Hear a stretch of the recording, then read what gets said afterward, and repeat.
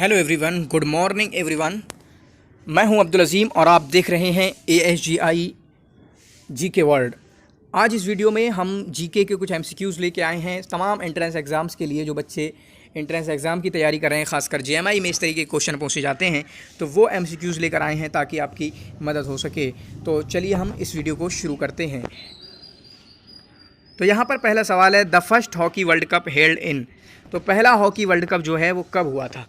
पहला hockey world cup है वो कब हुआ था? तो पहला हॉकी वर्ल्ड कप आपका 1971 में हुआ था। कब हुआ था पहला हॉकी वर्ल्ड कप? 1971 में हुआ था। ठीक है। Indian Nobel winner Abhijit Banerjee got the Nobel prize in which field. तो इंडिया के नोबेल विनर में से सबसे रिसेंटली जिसको मिला है, सबसे अभी जल्दी में सबसे ज़्यादा किसी को मिला है तो वो अभिजीत बनर्जी को मिला है। इससे पहले सत्यार्थ प्रकाशी को मिला था। सत्यार्थ प्रकाश, ठीक है, ऐसा कुछ नाम है। तो इनको मिला है 2019 में। कब मिला है? 2019 में। अब ये पूछ रहे हैं उनका टॉपिक क्या है, किस फील्ड में मिला है। जबकि 2014 में मलाला यूसुफजई जो पाकिस्तान की हैं, और इसी तरीके से सत्यार्थ प्रकाश को 2014 में मिला था, किस में? पीस में। इनको मिला है, आपका सही जवाब होगा इकोनॉमिक में। ठीक है, इनको मिला है आपका इकोनॉमिक में, ठीक है, इक्तिसाद में। उसके बाद smallest state of India population के हिसाब से इंडिया का सबसे छोटा राज्य कौन सा है? सबसे छोटा प्रदेश, ठीक है, छोटा सूबा कौन सा है? तो वो है आपका पॉपुलेशन के हिसाब से सिक्किम। पॉपुलेशन के हिसाब से सबसे छोटा क्या है? तादाद के हिसाब से, संख्या के हिसाब से वो है आपका सिक्किम। और इसी तरीके से अगर स्मॉलेस्ट स्टेट ऑफ एरिया कहें तो उसका सही जवाब होगा आपका गोवा। उसका सही जवाब क्या होगा? आपका गोवा। ठीक है। उसके बाद अगला सवाल है, second largest country. Second largest country यानी बड़ी बड़ी कंट्रियां हैं, उनमें से दूसरे नंबर पर कौन सी आती है? ठीक है, किसके हिसाब से? ये इसको हम बात करेंगे एरिया के हिसाब से। किसके हिसाब से? एरिया के हिसाब से। तो टॉप नंबर पर आती है आपकी रशिया। जो मैप की वीडियो मैंने डाली है आप देख सकते हैं, रशिया पहले नंबर पर, दूसरे नंबर पर कनाडा, तीसरे नंबर पर चाइना, ठीक है, चौथे नंबर पर मैप में आपके सामने USA आएगा। जैसे मैप अगर यहाँ पे मान लें तो यहाँ पे है रशिया, ठीक है, सामने है कनाडा दूसरे नंबर पे। तो सही जवाब क्या होगा कि दूसरे नंबर की सबसे लंबी कंट्री है आपकी वो कनाडा है। ठीक है, कनाडा। फिर उसके बाद चाइना तीसरे नंबर पे, यहाँ पे है चाइना तीसरे नंबर पे। ठीक है, उसके बाद यहाँ पे है USA, तो चौथे नंबर पर USA आएगा। ठीक है, क्या आएगा? USA आएगा। ठीक है, उसके बाद आपका आएगा ऑस्ट्रेलिया।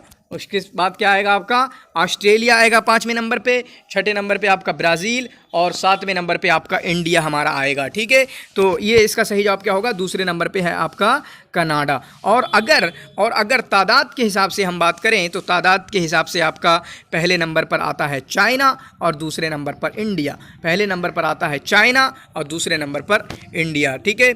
फिर उसके बाद अगला सवाल है, लार्जेस्ट ओशियन। समंदर कितने हैं? 5 समंदर हैं। 5 बड़े बड़े समंदर हैं, बहरे आज़म हैं जिनको बोलते हैं।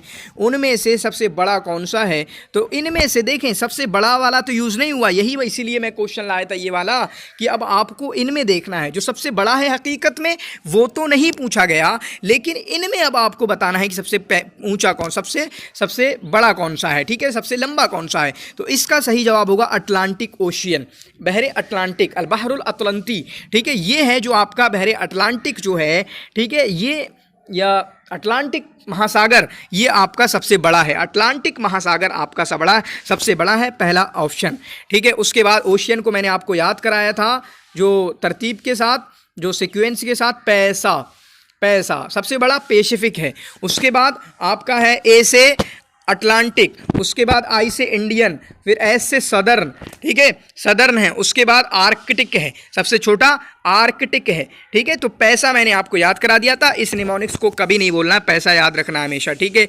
लार्जेस्ट कॉन्टिनेंट, सबसे बड़ा कॉन्टिनेंट कौन सा है? सबसे बड़ा कॉन्टिनेंट कौन सा? अब यहाँ भी वही क्वेश्चन है, जो सबसे बड़ा है हकीकत में वो नहीं आया गया, वो नहीं है ऑप्शन में, लेकिन दूसरे ऑप्शन में लाए गए हैं। तो यहाँ पर सबसे बड़ा कॉन्टिनेंट है आपका अफ्रीका, क्योंकि दूसरे नंबर पे आता है। पॉपुलेशन के हिसाब से भी दूसरे नंबर पे आता है और एरिया के हिसाब से भी दूसरे नंबर पे आता है।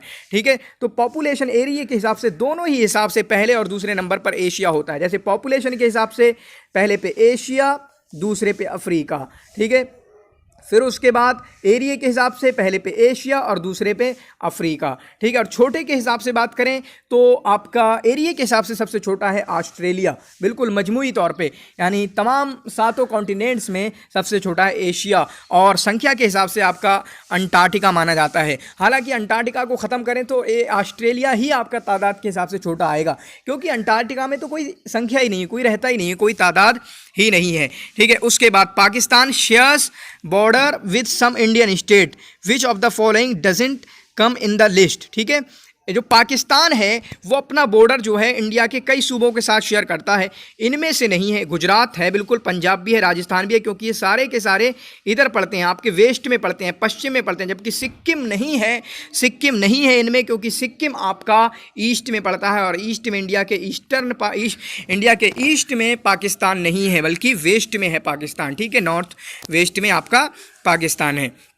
उसके बाद ये क्या है, मिसिसिपी मिसूरी, ये वर्ल्ड की मशहूर चीज़ों में से है। तो क्या पीक है, रिवर है, डिजर्ट है, लेक है? तो ये आपका रिवर है, ये नदी है, मशहूर नदियों में से है। और कहीं कहीं इसके क्वेश्चन पूछे गए हैं, आप सर्च कर सकते हैं कि ये कहाँ पर मौजूद है। अमेज़न वगैरह, अमेज़न भी नदी है, वो कहाँ पे मौजूद है? बहरे नील। और पूरे वर्ल्ड की सबसे बड़ी नील अगर कोई है, सबसे बड़ा दरिया, सबसे बड़ी नहर अगर कोई है, सबसे बड़ी नदी कोई है, तो वो है दरियाए नील, ठीक है। नील जो रिवर है जो इजिप्ट से बहती है, वो आपकी सबसे बड़ी है। नील रिवर कहाँ पे है? नील रिवर आपके अफ्रीका में मौजूद है। मैंने कंट्री नहीं पूछा, कंट्री तो कोई बात करें तो कंट्री इजिप्ट में मौजूद है। कंट्री कहाँ पे मौजूद है? कंट्री इजिप्ट में मौजूद है। लेकिन इजिप्ट कहाँ आता है, ये नॉलेज आपकी चेक की जा रही है। पहले तो नील पता होना चाहिए कहाँ पे है, फिर नील के बाद, यानी 2 क्वेश्चन कहीं ना कहीं इसमें सम्मोहित हैं। तो अफ्रीका में, ठीक है। नील रिवर कहाँ बहती है? आपके अफ्रीका में बहती है, ठीक है। उसके बाद है, ये आपका अरबी वालों के लिए है थोड़ा सा, कर्फ्यू के माना क्या है? कर्फ्यू के माना क्या है? तो कर्फ्यू के लिए कहते हैं हदरुत तजव्वुल, ठीक है। यानी घूमना, हदर माने मना उना कर देना, रोक देना, तजव्वुल माने घूमना फिरना। तो मनउत तजव्वुल नहीं, आप फंस सकते हैं। इगलाक भी नहीं, इगलाक तो अभी लॉकडाउन के लिए यूज़ हो रहा है। मनउल फतह, वो मैंने बस जुमला बना दिया कि ओपन मना है, ठीक है। तो हदरुत तजव्वुल कर्फ्यू के लिए बहुत ज़्यादा यूज़ होता है। आपके इसमें भी आता है। Who got the Bharat Ratna in 1992? Who got the Bharat Ratna in 1992? 1992 में भारत रत्न किसको मिला है? ठीक है, तो 1992 में भारत रत्न मिला है आपका अबुल कलाम आज़ाद को। किसको मिला है 1992 में? अबुल कलाम आज़ाद को। तो भारत रत्न में सभी का याद नहीं करना है, आपको पता होना चाहिए। इंशाल्लाह भारत रत्न पे जल्दी वीडियो आएगी। असल में होता क्या, बच्चों को पता नहीं होता है कौन मशहूर हैं, ठीक है। 1954 से भारत रत्न शुरू हुआ, तो उसके बाद उन 3 या 4 को जो मिला है, जिसमें डॉक्टर सीवी रमन है, 1-2 और हैं, ठीक है, उनको तो याद करें क्योंकि शुरुआत वाले हैं, क्योंकि पूछा जा सकता है। फिर उसके बाद आगे आने वाली डेट में 55 में 56 में जवाहरलाल नेहरू को अगर मिला है तो मशहूर है, तो उनको देखो। जो मशहूर शख्सियतों को मिला है उनकी डेट याद करते जाओ। जैसे हमने 4 शख्सियतें उठाई यहाँ पर, ठीक है, यहाँ पर 4 शख्सियतें उठाई। लता मंगेशकर आपकी मशहूर शख्सियत हैं, ठीक है। फिर असरे अभी परला मुखर्जी को मिला है, ठीक है, और कई लोगों को मिला है जो मशहूर हैं, ठीक है। उनको भी देख सकते हैं कि वो कब मिला है। अबुल कलाम आज़ाद रहमतुल्लाह अलैह को 1992 में, सचिन तेंदुलकर को 2014 में, अमृता सेन को 1998 में, अबुल कलाम आज़ाद को आपका 1997 में। इस तरीके से शायद मैंने अभी जो पढ़ा है यही पढ़ा है, लेकिन कुछ किताबों में अलग अलग भी है, तो वो देख सकते हैं अगर अलग है, अलग वाला सही है। लेकिन मुझे जो अभी सही लगा है वो यही सही लगा है। अबुल कलाम आज़ाद को 1992 में, सचिन तेंदुलकर को 2014 में, अमृता सेन को आपका 1998 में, अबुल कलाम APJ अब्दुल कलाम है, ये APJ Abdul Kalam missile man जिनको कहा जाता है, इंडिया का मिसाइल मैन मिसाइल बनाई है इंडिया के लिए। तो ये इनको क्या कहा जाता है? इनको कब मिला है? 1997 में, ठीक है। तो कहने का मकसद ये है कि जो भारत रत्न है वो सारे के सारे मशहूर याद कर लें। और आपके एग्जाम के लिए, BA वालों के लिए नोबेल प्राइज़ में क्या करना है, इंडिया के नोबेल प्राइज़ को याद कर लें। या फिर इसी तरीके से आपके आसपास में जो मशहूर लोग हैं, ठीक है, किसी भी फील्ड के बहुत ज़्यादा मशहूर लोग हैं, अगर नोबेल प्राइज़ की लिस्ट वगैरह भी देख सकते हैं। हालांकि वो तो पता नहीं कब से बढ़ रहा है, तो इतना देखना मुश्किल भी नहीं होगा। फिर भी कुछ, जैसे अगर आप अरबिक की तैयारी कर रहे हैं तो कुछ मुस्लिम, जैसे अब्दुल सलाम फिजिक्स में पहले मुस्लिम को मिला, ठीक है, अब्दुल सलाम जो पाकिस्तान के 1979 में मिला उनको, ठीक है, नोबेल प्राइज़। या और जो कई मुस्लिम हैं दूसरे देशों को भी, जो उनको पीस में किसी को मिला है अभी जल्दी में, कभी 2016-17 में किसी को मुस्लिम्स को पीस में मिला था, ठीक है। तो उस तरीके से आप इस तरीके के आप यूज़ कर सकते हैं। बिगेस्ट प्लैनेट क्या है? अर्थ। तो प्लैनेट के बारे में आपको पढ़ना ज़रूर चाहिए। इंशाल्लाह मैं प्लैनेट के बारे में एक वीडियो लाने की कोशिश करूँगा आपके यहाँ पे। तो प्लैनेट सबसे बड़ा प्लैनेट कौन सा? आपका जुपिटर है। ब्लू प्लैनेट, नीला प्लैनेट कौन सा है? आपका अर्थ है। तो हर प्लैनेट की कोई ना कोई खुसूसियत है, कोई छोटा है, कोई बड़ा है, कोई गर्म है, कोई ठंडा है, कोई अलग अलग रंग के हैं। तो इस तरीके से आपकी मरीख शायद रेड रंग का है, ज़मीन ब्लू का है। तो इस तरीके से हर किसी की, मरकरी, ठीक है, सबके अपनी अपनी खुसूसियात हैं। तो जुपिटर जो है आपका सबसे बड़ा है। जुपिटर जो है सबसे बड़ा प्लैनेट है, जिसको शायद ग्रह वगैरह या उपग्रह बोलते हैं हिंदी में। वैक्सीनेशन के लिए क्या आएगा? तो वैक्सीनेशन ये अरबी वालों के लिए, इसके लिए तत्ईम आएगा और तलक़ीह भी यूज़ करते हैं। वैक्सीन को क्या बोलेंगे? लिक़ाह, और वैक्सीनेशन को तलक़ीह बोलेंगे। वैक्सीनेशन को तलक़ीह बोलेंगे और तत्ईम भी यूज़ किया जाता है। फिर उसके बाद तिजारियन के लिए, तो तिजारियन के लिए आप यूज़ करेंगे कॉमर्शियल, ठीक है। तो थोड़ा बहुत फ़र्क जानना होता है। कॉमर्स के लिए तिजारत यूज़ करेंगे, इकोनॉमिक के लिए आपका इक़्तिसादी यूज़ करेंगे, ठीक है। फाइनेंस के लिए आपका मालिया यूज़ करते हैं। तो इस तरीके से आपको चीज़ों को समझना होता है। फाइनेंशियल अलमालिया, इकोनॉमिकल इक़्तिसादिया, कॉमर्शियल तिजारियन, ठीक है। इस तरीके से आपका इक़्तिसादियुन, मालियुन, इस तरीके से आपको समझना होता है, ठीक है। फिर उसके बाद the head quarter of UNICEF. UNICEF का हेड क्वार्टर कहाँ है? तो यूनिसेफ का हेड क्वार्टर आपका न्यूयॉर्क में ही है। तो यूनिसेफ का हेड क्वार्टर वहीं है जहाँ यूएन का है, लेकिन न्यूयॉर्क का हेड क्वार्टर आपका पेरिस में है, ठीक है। न्यूयॉर्क का हेड क्वार्टर आपका पेरिस में है। वाशिंगटन की बात करें तो वाशिंगटन का किस में है? इंटरनेशनल मॉनेटरी फंड, जो IMF है, इंटरनेशनल मॉनेटरी फंड जो है, संदूकुन नक़द अद्दौली, उसका वाशिंगटन में है। और जेनेवा में तो कई आपके हेड क्वार्टर हैं, ठीक है। व्हाट इज़ रॉन्ग, यहाँ पर गलत क्या है? तो ये हमारा अरब जो ऑर्गेनाइजेशन उनके ताल्लुक से क्वेश्चन है। अरब लीग, हाँ 1945 में बनी, सही है। UNO के 193 मेंबर हैं, सही बात है। GCC के जो आपके जनरल सेक्रेटरी हैं वो नाइफ बिन अल हजरफ हैं, सही बात है, बिल्कुल। लेकिन OIC के अहमद अबुल गैत नहीं हैं। OIC के जो आपके जनरल सेक्रेटरी हैं, सेक्रेटरी जनरल हैं, अमीनुल आम हैं, ठीक है, वो हैं आपके यूसुफ अल उसैमीन, ठीक है। और अहमद अबुल गैत किसकी हैं? ये GCC के। अहमद अबुल गैत किसके हैं? GCC के। तो अब देख लेते हैं। अरब लीग 1945 में बनी, UNO 1945 में बनी, GCC 1981 में बनी, OIC आपकी 1969 में बनी। ये हो गया बनने के बारे में, ठीक है। उसके बाद इनके मेंबर, अरब लीग के 22 मेंबर हैं, UNO के 193 मेंबर, GCC के 6 मेंबर, OIC के 97 मेंबर। ये हो गया आपका मेंबर के बारे में, ठीक है। उसके बाद आपका किसका हम देखेंगे? अरब लीग के अगर जनरल सेक्रेटरी जनरल की बात करें तो अरब लीग के सेक्रेटरी जनरल हैं आपके ये अहमद अबुल गैत हैं, UNO के एंटोनियो गुटेरेस हैं, GCC के नाइफ अल हजरफ हैं, OIC के यूसुफ अल उसैमीन हैं। फिर उसके बाद इनके हेड क्वार्टर देखें, अरब लीग का आपका काहिरा में है, UNO का आपका न्यूयॉर्क में है, GCC का आपका रियाज में है, और OIC का जद्दा में है, ठीक है। तो इस तरीके से 4-5 चीज़ें हैं, इनके बारे में याद करना है और कुछ नहीं याद करना है, ठीक है। और आपका, ठीक है, उससे ज़्यादा कुछ याद नहीं करना है। व्हाट इज़ रॉन्ग, रॉन्ग क्या है? तो पीछे जो मैंने बताया उसी में देखना। OIC की फुल फॉर्म क्या है? ऑर्गेनाइजेशन ऑफ इस्लामिक कोऑर्डिनेशन, यही गलत हो गया। इसकी फुल फॉर्म है organisation of Islamic cooperation, organisation of Islamic cooperation, ठीक है। तो अरब लीग का जो हेड क्वार्टर है वो काहिरा में, सही बात है। GCC के 6 मेंबर हैं। मुस्लिम वर्ल्ड लीग जिसको राबितुल आलम इस्लामी कहते हैं 1962 में बनी है, सही बात है। तो सही गलत क्या हुआ आपका?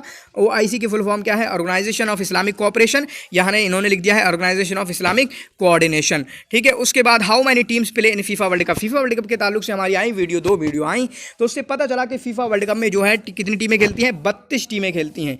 कितनी टीमें खेलती हैं? 32 टीमें खेलती हैं। और ये वाला जो वर्ल्ड कप होगा वो आपका होगा कतर के अंदर। इससे पहले 2018 में, यानी 2022 वाला फीफा वर्ल्ड कप कहाँ होगा? कतर में। इससे पहले 2018 का वर्ल्ड कप हुआ जो कि रशिया में हुआ, और उसके चैंपियन बनी थी फ्रांस, ठीक है। उसकी चैंपियन कौन बनी थी? फ्रांस बनी थी। Chief minister of Jharkhand, Jharkhand के चीफ मिनिस्टर कौन है? तो आपको चीफ मिनिस्टर वगैरह भी याद करना है। तो चीफ मिनिस्टर के बारे में बात करें तो आपका चीफ मिनिस्टर है हेमंत सोरेन। जगन मोहन रेड्डी आपके आंध्र प्रदेश के हैं, ठीक है। नवीन पटनायक ये आपके वहाँ के हैं, उड़ीसा के। इसी तरीके से योगी आदित्यनाथ, ये तो खूंखार आदमी है, ठीक है, खूंखार आदमी है जो कि आपके यूपी के हैं, ठीक है। तो हेमंत सोरेन। तो अगला है डांडी मार्च बाई लेड बाई। डांडी मार्च मतलब किसने इसको लीड किया, किसने इसको शुरू किया? तो ये है आपके गांधी जी की। और कब? 1930 में गांधी जी। और कब? 1930 में। तो नेशनल मूवमेंट जो 1857 के बाद बहुत सारी हुई हैं, उनकी डेट वगैरह याद करना है, और हमने वो आपको याद कराई है, ठीक है। और अलग से भी कुछ वीडियो बनाई जा सकती हैं छोटी छोटी, ताकि आपको, क्योंकि मैंने अरिहेंट में लेके सारी वीडियो बना दी हैं, वो ऐसा किया मैंने। Non cooperation movement started in. Non cooperation movement कब स्टार्ट हुई? तो इसको बोलते हैं असहयोग आंदोलन।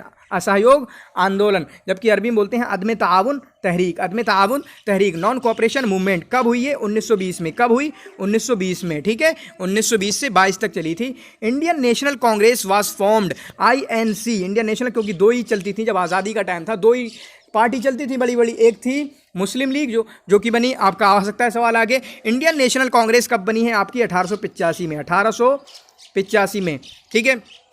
उसके बाद ईस्ट इंडिया कंपनी कब बनी है? ईस्ट इंडिया कंपनी कब अंग्रेजों ने कायम की? तो ईस्ट इंडिया कंपनी जितने भी लोग हमारे यहाँ आए, डच आए, ठीक है, फ्रेंच आए, पुर्तगीज़ आए, सब ने कायम की है अपनी अपनी ईस्ट इंडिया कंपनी। लेकिन हम किसके अक्सर बारे में बात करते हैं? इंग्लिश के बारे में, इंग्लिश के बारे में, क्योंकि और दूसरे बहुत लंबा कब्जा नहीं जमा पाए। हालांकि जुल्म ने तो सबने किया, पुर्तगीज़ वालों ने जुल्म किया, ठीक है, जब वो बहुत पहले 1400-1500 के दरमियान आए थे, वास्को डी गामा जब शुरुआत में आए थे, ठीक है। फिर उसके बाद 1600 में, कब? 1600 में ये कायम हुई है ईस्ट इंडिया कंपनी। उसके बाद है उमर अबू रिशा, ये अरबी वालों के लिए है। Omar Abu Risha famous poet of modern period, ये अरबिक लिटरेचर में है कि ये शायर हैं, ये कवि हैं। उमर अबू रिशा कवि हैं, शायर हैं। ये कहाँ के हैं? तो ये आपके सीरिया से ताल्लुक़ रखते हैं। कहाँ से ताल्लुक़ रखते हैं? सीरिया से ताल्लुक़ रखते हैं। इसी तरीके से सीरिया से आपके मशहूर में से नज़ार क़ुब्बानी भी ताल्लुक़ रखते हैं। कौन ताल्लुक़ रखते हैं? नज़ार क़ुब्बानी भी आपके ताल्लुक़ रखते हैं। His reign is considered the golden age of Mughal empire, उनका जो शासनकाल है, उनका जो दौरे हुकूमत है, जो इंडिया में मुगल हुकूमत का, मुगल एम्पायर का, मुगल शासन का जो है आपका गोल्डन एज समझा जाता है, गोल्डन इरा, सुनहरा दौर समझा जाता है। वो किसका है? शाहजहाँ का। किसका है? शाहजहाँ का गोल्डन इरा समझा जाता है, जिन्होंने ये आपके आगरे का किला बनवाया, ताजमहल बनवाया, ठीक है, आपका ये लाल किला बनवाया दिल्ली का, इसी तरीके से मस्जिद बनवाई आपकी जामा मस्जिद, तो कई चीज़ें जो इन्होंने ही बनवाई हैं। फिर उसके बाद Mutanabbi a famous poet from period, Mutanabbi जो हैं किस दौर के शायर हैं? तो मुतनब्बी जो हैं आपके अब्बासी पीरियड के शायर हैं। मुतनब्बी जो हैं अब्बासी 303 के हैं, 303 से 354 है इनकी वफ़ात, पैदाइश और वफ़ात, ठीक है, अब्बासी पीरियड के हैं मुतनब्बी। इसी तरीके से who is the author of Subhatul Marjan fi Asar Hindustan, सुबहतुल Marjan fi Asar Hindustan के मुअल्लिफ़ कौन हैं? तो ये हैं ग़ुलाम अली आज़ाद अल-बलग़रामी, ग़ुलाम अली आज़ाद अल-बलग़रामी। अबुल हसन अली नदवी की सबसे मशहूर किताब है मादा खसिर अल आलम बिनितातिल मुस्लिमीन। नवाब सिद्दीक़ हसन खान की सबसे मशहूर किताब है आपकी अबजदुल उलूम, और फैज़ुल हसन सहारनपुरी तो शायरी में हैं, उनकी है एक Riyazul Faiz. First battle of Panipat, Panipat की जो पहली बैटल हुई, पहली जंग हुई, वो कब हुई है? वो है आपकी 1526 में। पहली जंग कब हुई है? 1526 में। बाकी आप कमेंट में लिखेंगे दूसरी और तीसरी जंग कब हुई है। He is considered to be the founder of Muslim rule India, ठीक है, कि उन्होंने मुस्लिम शासन इंडिया में शुरू किया। किसको माना जाता है? ठीक है, तो मोहम्मद गौरी को माना जाता है। किसको? मोहम्मद गौरी को, कि ये फाउंडर समझे जाते हैं मुस्लिम शासन के, ठीक है, मुस्लिम शासन के, मुस्लिम हुकूमत के। हौज़े ख़ास कहाँ पर है? क्योंकि आपके इस तरीके के सवाल आते हैं, प्लेसेस जो मशहूर हैं, एक वीडियो उस पर भी आएगी प्लेसेस पे, या इसी तरीके से जो वर्ल्ड हेरिटेज हैं, और उन्हीं से पूछा जाता है कि वर्ल्ड हेरिटेज जो कि यूनेस्को के द्वारा आपके बनाए गए तकरीबन 80 के आसपास हैं, वो वीडियो इंशाल्लाह आपके साथ शेयर की जाएगी। तो हौज़े ख़ास कहाँ पर आपका? दिल्ली के अंदर हौज़े ख़ास है। हौज़े ख़ास कहाँ पर आपका? दिल्ली के अंदर आपका हौज़े ख़ास है। मोहम्मद बिन कासिम ने इंडिया पर कब हमला किया? तो इंडिया पर आपका हमला किया 712 में। सिंध पर, इंडिया पर, भारत पर हमला कब किया? 712 में। इसी तरीके से the longest river of India कौन है? गंगा है। The longest river of India Ganga है, ठीक है, the longest river of India, जो पूरी की पूरी इंडिया में बहती है और 2500 किलोमीटर पे है, 2500 किलोमीटर पे है, ठीक है। वैसे इंडस बहुत लंबी है, वो 2900 किलोमीटर है, लेकिन वो इंडिया में सिर्फ 1100 किलोमीटर बहती है। तो इस चीज़ को आप समझेंगे। एक और नदी है जो 2500 से ज़्यादा है, लेकिन वो इंडिया में नहीं बहती है। तो गंगा जो है सबसे लंबी है और पूरी की पूरी इंडिया में ही बहती है। Who is education minister of India, ठीक है। तो अभी के लिए जब वीडियो में बना रहा हूं तो एजुकेशन मिनिस्टर ऑफ इंडिया कौन है? तो ये हैं धर्मेंद्र प्रधान। अब इन्हीं के बारे में आएगा इंशाल्लाह। ये आप रमेश पोखरियाल निशंक के बारे में नहीं पूछा जाएगा। फिर भी अगर ऑप्शन में दोनों हो तो धर्मेंद्र प्रधान के पास जाना, और ऑप्शन में धर्मेंद्र प्रधान ना हो तो रमेश पोखरियाल के साथ जाना, और ये हो तो ये, तो अगर ये हैं तब तो जाना ही इन्हीं के साथ है। अगर ये ऑप्शन में नहीं है तो किसके साथ जाना है? कि रमेश पोखरियाल निशंक के साथ, ठीक है, क्योंकि Ramesh Pokhriyal farmer education minister हैं और धर्मेंद्र प्रधान जो हैं अब आपके एजुकेशन मिनिस्टर बने हैं। ये दोनों का ओहदा चेंज हो गया। प्रकाश जावड़ेकर अब आपके एनवायरमेंट मिनिस्टर नहीं रहे हैं। पीयूष गोयल रेलवे मिनिस्टर थे, ये अब नहीं रहे हैं, कोई और बन गए हैं। तो सही जवाब क्या होगा? धर्मेंद्र प्रधान। अभी के लिए सही जवाब क्या होगा? धर्मेंद्र प्रधान एजुकेशन मिनिस्टर है। Sonu Sood is a famous Indian, ये काफ़ी आपके चर्चे में रहे हैं, और इसी तरीके से ओरिएंट में भी इनका नाम है। इसकी वजह से मैं एक क्वेश्चन इनके लिए बनाया है। ये कौन है? खिलाड़ी हैं क्रिकेट के, राजनेता हैं नहीं, लेखक हैं नहीं, ये ऑथर हैं। ये एक्टर हैं, ठीक है, ये एक्टर हैं, अभिनेता हैं। ये कौन है? अभिनेता हैं, एक्टर हैं, ठीक है।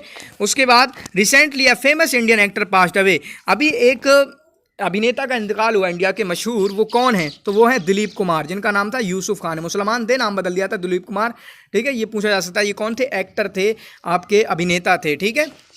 उसके बाद who is foreign minister of India? Foreign minister of India कौन है इस वक्त? तो फॉरेन मिनिस्टर ऑफ इंडिया है एस जयशंकर। 2019 में बने थे एस जयशंकर, ठीक है। Foreign minister of India S Jaishankar. Border Gavaskar trophy is related to which sport? तो बॉर्डर एलन बॉर्डर ये खिलाड़ी थे ऑस्ट्रेलिया के, और गवास्कर जो हैं ये इंडिया के खिलाड़ी हैं, अब भी कमेंट्री वगैरह करते हैं। तो border Gavaskar trophy India Australia की ट्रॉफी होती है, किस खेल में है? ये क्रिकेट में है। क्रिकेट में एक वीडियो आएगी इंशाल्लाह जिसमें बताया जाएगा मुख्तलिफ ट्रॉफी वगैरह किस खेल से रिलेटेड हैं, कौन कौन सी मशहूर हैं, और आपको वो याद करना ही चाहिए, ठीक है। क्रिकेट में, फुटबॉल में, हॉकी में, बैडमिंटन में और टेनिस वगैरह में। द प्रेसिडेंट ऑफ यूएसए के प्रेसिडेंट अभी कौन है? तो ये हैं जॉय बेडन, ठीक है। डोनाल्ड ट्रंप उससे पहले थे बराक ओबामा, और जॉनसन ये शायद यूके के हैं। जॉनसन ये जर्मनी या यूके के हैं, ठीक है, जर्मनी, जॉनसन, ठीक है। तो जॉय बेडन जो हैं अभी यूएसए के प्रेसिडेंट हैं, और इसी तरीके से वाइस प्रेसिडेंट हैं कमला हैरिस, ठीक है। With the reference of UNSC, ये बच्चे इस क्वेश्चन को नहीं समझे थे तो अब इस क्वेश्चन को अच्छे से समझ लीजिएगा। मैंने पूछा कि अगर नज़र में रखा जाए यूएनएससी को, यूएन मतलब यूनाइटेड नेशन सिक्योरिटी काउंसिल से आपको समझ में आया, तो select the odd one out, इनमें से जो अलग है उसको बताइए। इसका मतलब क्या कहना चाह रहा हूं कि आप देखें कि सिक्योरिटी काउंसिल के 5 बंदे हैं जो परमानेंट हैं, अब उनमें से बताइए कौन नहीं है, ठीक है। तो आपका यूएसए है, यूके है, चाइना है, जर्मनी नहीं है, तो सही जवाब क्या होगा? जर्मनी। इस तरह का मतलब होता है। तो आपका शायद सिर्फ उल्टी सीधे नहीं पूछी जाएंगी, चम्मच है, ठीक है, टेबल है, फिर आपका प्याली है, फिर और कोई स्पून क्या है, इस तरीके से नहीं पूछा जाता। कभी नॉलेज वाले भी इस तरीके के सवाल पूछे जाते हैं, नॉलेज जिसमें नॉलेज होना होती है हमें। अगर नॉलेज नहीं है, यही नॉलेज नहीं हुई आपको, यूएनएससी बहुतों को पता नहीं चला होगा, ये क्या पूछ लिया, यूनाइटेड नेशन सिक्योरिटी काउंसिल, ठीक है। 15 मेंबर होते हैं, 5 परमानेंट मेंबर होते हैं जिनको वीटो पावर हक हासिल होता है। वीटो पावर के बारे में मैंने बता दिया है क्या होता है वो, कि अगर एक ने भी मना कर दिया तो कोई भी रिजोल्यूशन पास नहीं हो सकता है, कोई भी करारदाद, ठीक है, मंजूर नहीं हो सकती है। तो USA, UK, China permanent member में से है, लेकिन जर्मनी परमानेंट मेंबर में से नहीं है। इसके अलावा कौन है? यूएसए, यूके, चाइना, उसके बाद रशिया और फ्रेंच हैं, ठीक है, जो 5 हैं। तो ये मतलब था world's first tram library for children launched in, तो दुनिया की सबसे बड़ी ट्रैम लाइब्रेरी, पहली बड़ी नहीं, सबसे पहली ट्रैम लाइब्रेरी का मतलब है कि इधर से उधर जाने वाली, ठीक है, मतलब कि आप कहीं भी ले जा सकते हैं, और भी बच्चों के लिए बनी है ये। तो ये कहाँ पर लॉन्च की गई? आपके कोलकाता के अंदर। कहाँ पर? कोलकाता के अंदर, ठीक है। ये हरियाणा में आया था इसलिए मैं ले आया। तो ये वीडियो कैसी लगी आप ज़रूर बताना। एक और क्वेश्चन है यहाँ पर, how many non permanent members are there in United Nation Security Council, ठीक है। तो सिक्योरिटी काउंसिल में टोटल मेंबर कितने हैं? 15। यहाँ पर पूछा है नॉन परमानेंट नहीं पूछा, नॉन परमानेंट पूछा है। तो कितने हैं वो? 10। क्यों? क्योंकि 5 परमानेंट हैं, 10 नॉन परमानेंट है, जो 2 साल के लिए बनाए जाते हैं। इंडिया अभी इसमें है 2022 तक के लिए, ठीक है। और आप वो भी देख सकते हैं कि नॉन परमानेंट अभी कौन कौन है, क्योंकि इतना डीप में तो नहीं जाएंगे, लेकिन फिर भी देख सकते हैं एक बार अगर जिसकी मर्जी हो, ठीक है। तो सिक्योरिटी काउंसिल के कितने मेंबर होते हैं? 15। 5 आपके परमानेंट होते हैं और 10 आपके नॉन परमानेंट होते हैं। तो ये वीडियो कैसे लगी आपको ज़रूर बताना। आपका इस वीडियो को देखने का बहुत बहुत धन्यवाद और शुक्रिया। आगे भी हमें इसी तरीके से सहयोग और सपोर्ट करते रहें।